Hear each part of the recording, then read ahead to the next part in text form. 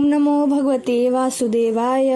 ओम अज्ञानतिमिरान्धस्य ज्ञानशलाकया चक्षु उन्मीलितं तैष्यं श्री गुरुवे नमः। श्री चैतन्य मनोभीष्टं स्थापितं जन भूतले स्वयं रूप कदा महद ददाति सर्पदान्तिकं। वन्देह श्री गुरु श्री जिक्तो प्रदकमलं श्री गुरुवं वैष्णवाश्च श्री रूपं साग्रजात सहगण रघुनाथ तं सजीवं साद्वैत सर्वधूतं परिजन सहितं कृष्ण चैतन्य देवं श्री राधा कृष्ण पादं सहगण ललिता श्री विशाखा स्थितं। नमो विष्णुपादाय कृष्णपृष्ठाय भूतले श्रीमते भक्तिवेदांत स्वामिनिते नामिते। नमस्ते सारस्वते देवे गौरवाणी प्रचारिणे निर्विशेष शून्यवादी पाश्चात्य देशतारिणे।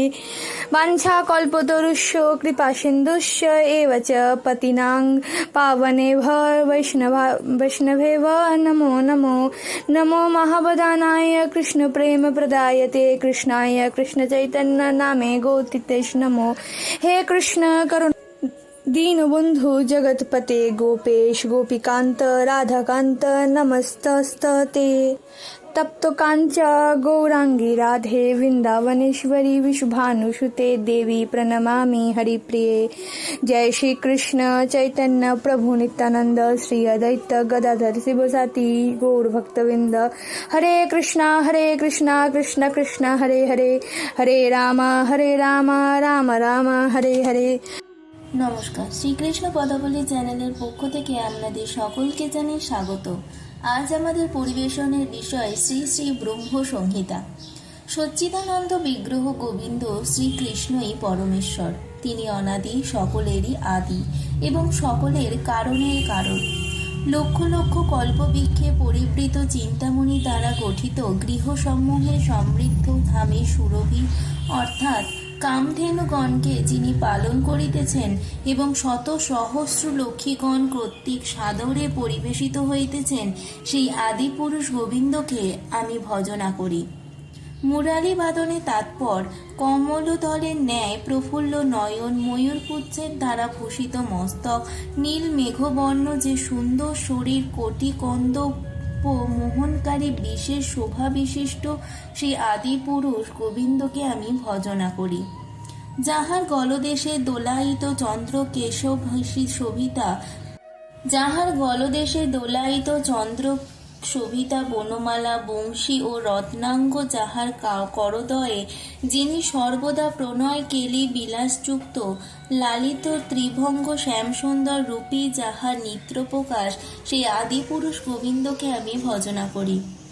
যাহার বিগ্রহ আনন্দময়, চিন্ময় ও পরম উজ্জ্বল এবং সেই বিগ্রহগত অঙ্গ সকল প্রত্যেকেই অন্যান্য ইন্দ্রিয়ের ব্যক্তি বিশিষ্ট এবং যিনি চিৎ অনন্ত জগৎসমূহকে নিত্যকাল যাবৎ দর্শন, পালন এবং প্রকাশ করেন, সেই আদিপুরুষ গোবিন্দকে আমি ভজনা করি।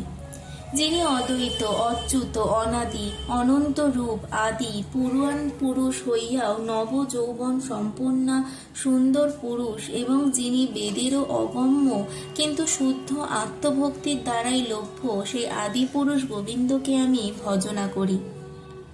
সেই প্রাকৃত চিন্তাতীত তত্ত্বে গমনেচ্ছ প্রাণায়াঙ্গ মতো যোগীদিগের বায়ু নির্গমন পথ অথবা অনতি রসনকারী নির্ভেদ ব্রহ্মাণ্ড শূন্য সন্ধানকারী মুনিশ্রেষ্ঠ দিগের জ্ঞানচর্চারূপ পন্থা শতকোটি বৎসর চলিয়াও যাহার চরণাবৃন্দের অগ্রসীমা মাত্র প্রাপ্ত হয়, সেই আদিপুরুষ গোবিন্দকে আমি ভজনা করি।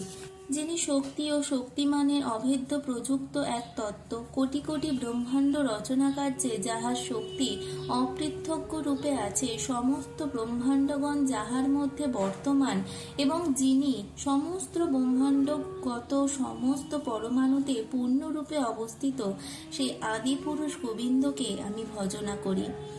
যাহার ভাবরূপ ভক্তি দ্বারা বিবাহিত চিত্তসম্পন্ন মনুষ্যগণ রূপমহিমা আসন যান ও ভূষণ লাভ করত, নিম্মুক্ত মন্ত্রসূক্ত দ্বারা তাহাকে স্তব করেন, সেই আদিপুরুষ গোবিন্দকে আমি ভজনা করি।